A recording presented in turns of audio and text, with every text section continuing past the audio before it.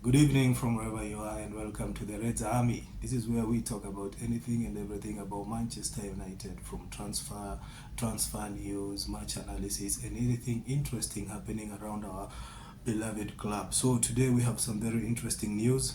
Patrick Dorgu has actually signed a 5-year deal with Manchester United. Yes, the defender from Lecce has finally passed his medical, and according to Fabrizio Romano, it's just a matter of time before he is officially announced by the club. That's a very interesting signing because first, we don't know much about him, so he's a green prospect. We are waiting to see if he's going to blossom, or he's going to bottle it up like other players who have come to Manchester United. Secondly, I think we have struggled very well this season. We have struggled badly this season on the left wing, since we don't have Luke Shaw. He is ravaged by injuries, and Dalot prefers to play on the right wing. Malaysia, who is a natural left wing or a natural left back, actually has not been performing well for us this season. So, and he's actually linked to Benfica. There are rumors that he might actually go to Benfica on a loan deal until the end of the season. So we are waiting to see that. We are waiting to see how that transfer is going to turn out. But for now, let's focus on Patrick Dorgu. Patrick Dorgu is, and he will be, a Manchester United player. Just a matter of time. With 3 days to go till the window closes, there's plenty of time. But according to Fabrizio Romano, Dorgu will be announced shortly.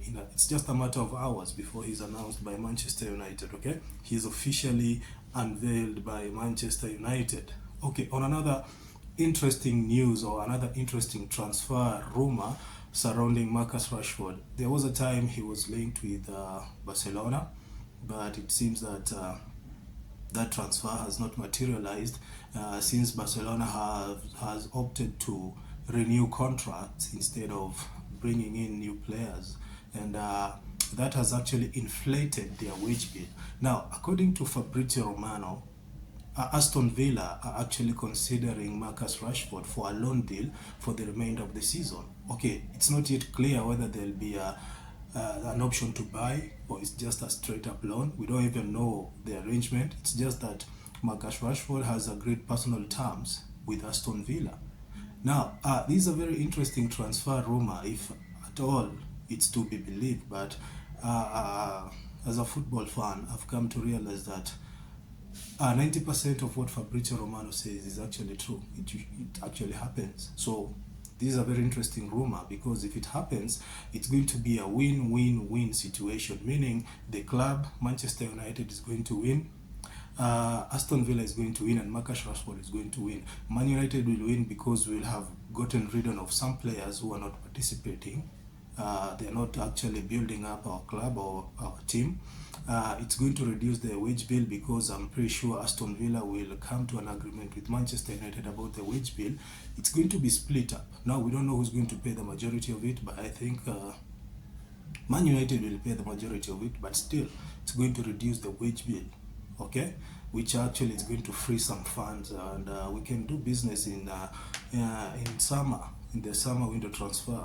Now, what I don't know is whether this is going to materialize. Marcus Rashford has no way back to Manchester United. I mean, you heard it from Amorim himself when he said he would rather bench his goalkeeping coach rather than play or bench a player who's not giving 100% in the practice.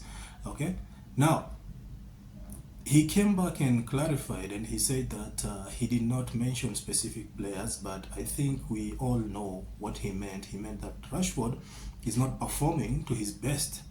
Okay, Rashford is actually not giving 100% in the training pitch. That's why he's not selected. That's why he's not always on the match squad, and that's why we have all these problems. And Marcus Rashford feels like it's time for him to move on. It's time for him to look for other opportunities. He was trying Barcelona. There were rumors that he might consider BVB, Borussia Dortmund, but BVB are not performing well, and they are not looking for new players. Now, this leaves Rashford with very few options, and If Aston Villa would offer him a way out, I'm pretty sure Rashford will take it because he doesn't have many options, and staying at Manchester United is not an option for him given what has actually happened in the last few weeks between him and the manager. So there are some bad blood between the two of them, and I think both of them will benefit from this if Rashford actually left during this January transfer window. Okay, so how will this benefit Aston Villa? I mean, Marcus Rashford is really a good player. It's only that he's not able to replicate his top form. He's not able to play at the top level he's used to playing. But that doesn't mean he cannot play. Of course, he's going through a lot of problems. He has issues that he needs to deal with, and I think Unai Emery would really love to give Marcus Rashford a second chance, an opportunity to prove everybody wrong, because I think Marcus Rashford right now wants to prove Manchester United wrong. He wants to prove that he still has something he can offer, and Aston Villa right now are playing very attractive football. They are actually on top of they're actually a few spots ahead of us in the Premier League. Yeah, this season has been a very poor season for Manchester United. So Aston Villa are playing well, they are getting results, and the team is actually fluid. So if Marcus Rashford can find a way to get into this team, he can do wonders before the season ends, and maybe build up his profile for the summer transfer window, where he can try and push for Barcelona or PSG or even BVB. You never know. If he is able to hit the top form between now, if he goes to Aston Villa between now and the end of the season, if he's able to perform better than he has been performing, that means he's just going to get more suitors who will come for him during the summer transfer window.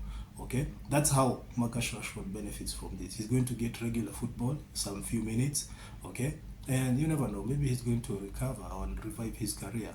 And Aston Villa, if he revives his career and he hits the top form and he starts performing the way we know Marcus Rashford can perform, then Aston Villa are going to reap the benefits for the remainder of the season, because they'll be scoring goals and they'll be winning games. Okay, but I don't think Marcus Rashford is going to stay at Aston Villa permanently. It's just a resting spot or a way to get some few minutes before he can move on to another bigger club. So about Garnacho, there is nothing yet concrete. It's still debatable whether he will go to Napoli, and given the way he has been performing for Manchester United lately, I think there are higher chances that he might stay. Because I remember Unai Emery, not sorry, I remember our manager saying that Garnacho is a very important player.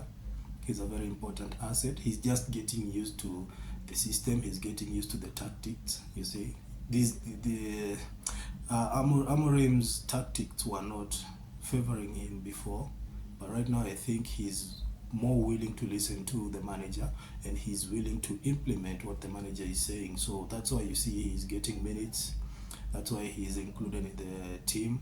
That's why he's actually performing, because our last game he did in the Europa League, he did play well.